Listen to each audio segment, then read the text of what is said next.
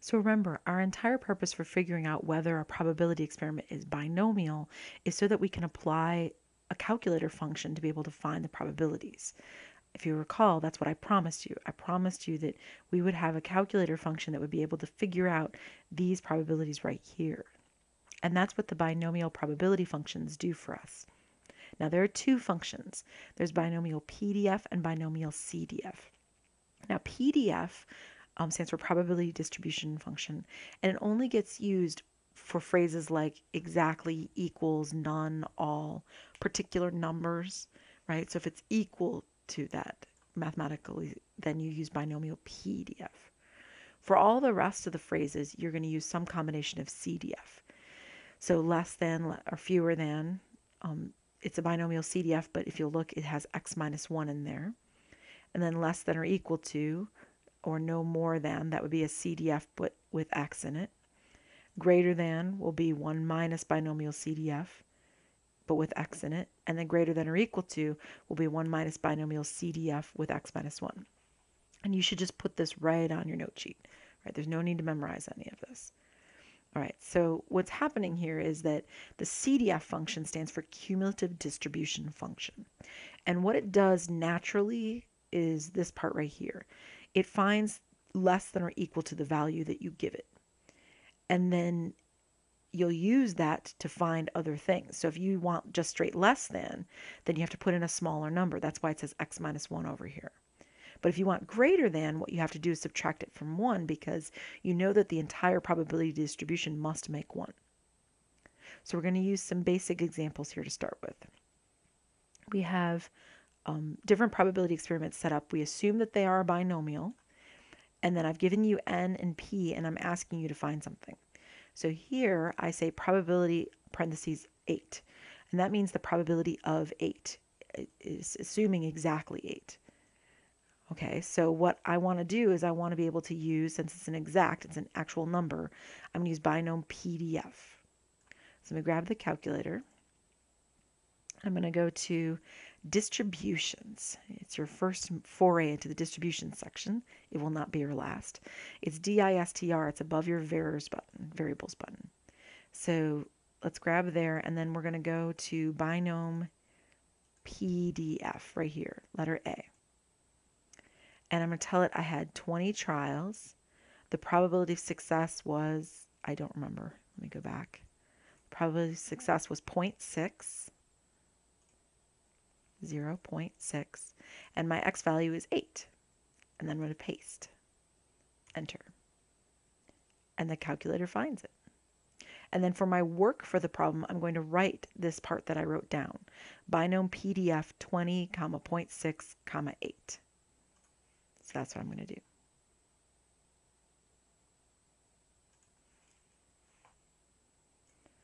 And I'm actually going to add in a few examples here to kind of illustrate some points. So what was letter B is now going to become letter D, and I'm going to have some more examples in here. So we want to find the probability that x is less than or equal to 8. So when we look up at the table, less than or equal to is this one right here. So we're going to use this binom CDF, and we're actually going to get to use the number 8. So x is 8 for us. Okay. And then we would just type that into a calculator. So let me go grab a calculator. Now it's binom CDF. So you have to go back to the distribution menu, and you want to go down, or up if you will, to letter B, binom CDF. Grab that one. And it was 20 trials. 0.6, and then x is 8 because it says to include the x value, right? So x is less than or equal to 8, so the highest we get is 8. So we're going to use that x value right there. That's our little x at the end. Okay, so we will grab the calculator, type in 8, go down to paste, and press enter. Press enter. And we get 0.0565. Now I put these two side by side because I wanted you to see they look almost identical. But the top one is the probability that x equals 8, exactly. The bottom one is the probability that x is 0, 1, 2, 3, 4, 5, 6, 7, or 8. So it's 0 or 1 or 2. It's adding up. That's why this one's actually larger, the CDF, because it's adding all the probabilities. The probability of 0 plus the probability of 1 plus the probability of 2, all the way up to the probability of 8. So they're not the same function.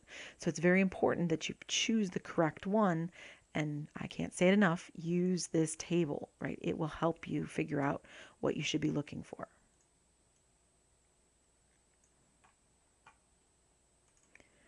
All right, now let's take n is 30 and p is 0.9, and we're going to do two different things with it. We're going to do less than 28 and then at least 28. Now they seem very similar English-wise, but they're not. When you have less than 28, it means you have 0, 1, 2, 3, all the way up to 27, because 27 is less than 28. 28 doesn't count because 28 is equal to 28. So if we want less than, we have to go less than, and 27 is the last number that is less than 28. So according to the rule up here, we have to use binom CDF for less than right here. Binom CDF, n, which is 30, p, which is 0.9, but instead of 28, which is the number that's actually referred to in the problem, we're going to use 27. So instead of x equals 28, we're going to stop at x minus 1, which is 27. That's why it says x minus 1 right there in the table. All right, so let me grab the calculator. And I can go back to the distribution menu. I want letter B. Letter B, if you'd like, you can actually just do alpha B, alpha apps, and it'll get you the letter B. Or you can go through the menu and get it. But this time it's 30. And then the probability of success is 0.9, so 0.9, enter. And we want to put in 27. Paste, enter. And we get 0.5886. And there we have it. Okay, so that's not too terrible. Now what about letter D? How is that different? Well, if you have at least 28, right? I have at least $28 in my pocket. I have at least 28 students in my class. That doesn't mean I have less than 28. It means I have more, right? At least, strangely enough, at least is actually a greater than or equal to problem, right? At most, by the way, that phrase at most is a less than or equal to problem. So it's a little strange English-wise because you see most, you think more, but most actually means no more than. And least you think less, but it actually means no less than. So English-wise, it's greater than or equal to. So we want greater than or equal to 28, which means we want 28, 29, or 30. Now you could do a PDF on each one of these. You could find the exact probability of 28, the exact probability of 29, and the exact probability of 30 and add them up. You could do that. But it's much quicker and easier if you just use this part right here. 1 minus binom CDF, 30 is your n, p is 0.9, and then instead of 28, you're going to use 27. So here's x is 28 right there. And we're going to use 27 because we want all the way up to 28, but not including 28, right? Which should look familiar because it's the same probability we already found, right? It's 1 minus 0.5886. Which means your result is 0.4114. You can take it by doing 1 minus that answer, 1 minus second answer, like that. Or you can actually do it all at once. 1 minus, then go back to the distribution menu, alpha B, because it's binom CDF. You should be able to look at the top of the screen and see that menu system right there. 30.927, all that's good. Paste. Enter. And there you have it. And that's because they're complements of each other. Less than 28 is 0 up through 27. At least 28 is 28, 29, 30. And that's the whole sample space, right? We only go from 0 to 30 here because n is 30. So these two, 0 through 27, that's less than 28, and 28, 29, 30 have got to add up to 1 for their probabilities. So 0.5886 and 0.4114 have to sum to 1 because they have the entire sample space covered between the two of them. Now I want to add in one more example here. Bear with me. way back in section 6.1, we actually looked at this problem for expected value. Let me find it real quickly. Right here. And then I warned you that you'll be able to find these probabilities right here in section 6.2 very quickly and easily. This is the number of boys in a family can go from 0 to 4. Hello, turning a qualitative variable, boys, girls, into a quantitative variable. And then we could find these probabilities. And in section 6.1, I just gave them to you. But now I actually want to be able to find them. So let's go back here to section 6.2. And we're going to be able to find these probabilities. So now how would we do it? So what we're going to do is, and I've given you a hint here, we have 4 children, right? We have X is the number of boys. We assume equally likely genders. Okay, so that gives us that N is 4 and P is 0.5. Right? And then what we're going to do is we're going to use binom PDF. And the hint I've given you is to not put in an X value. I wrote it right here, right? Do not put in an X value in the calculator and magical things will happen, I swear. Okay, so let me show you how this works. So let me clear this out so you don't get confused. Second distribution. And I want letter A, which is binom PDF, probability distribution function, because I'm looking for exact probabilities here.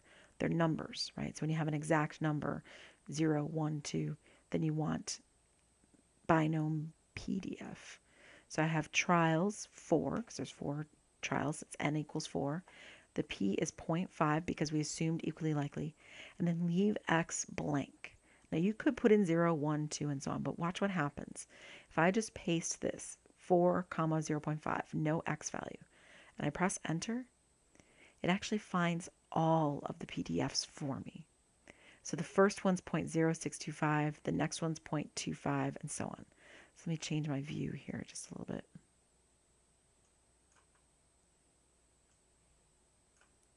There we have them. So I can see that this one's 0.0625, this one was 0.25, this one was 0.375, and so on. And that's where I came up with them back in section 6.1. So you use binom PDF, just a few keystrokes, and you have at your fingertips all of the probabilities for the whole distribution. Now this distribution is a little bit short, so it actually shows up on the entire screen. But if it's longer than this, they'll actually still be there. You just have to use the left and the right arrow to scroll through all the different possibilities. If you really wanted to challenge yourself, I'll tell you a little hint. You can use the store button, store button. It'll take that last result and store it, and you can tell it, I want to store it as second L2, enter. And then I go to stat, edit, and it's right there, stored in L2. And I could type 0, enter, 1, enter, to be able to get a distribution if I wanted to. So that was the store button. Very nice. It looks like a little arrow, right, when you type it on screen. All right, so we have practiced the basics of the binomial probability formula. We'll be back here to test it with more examples.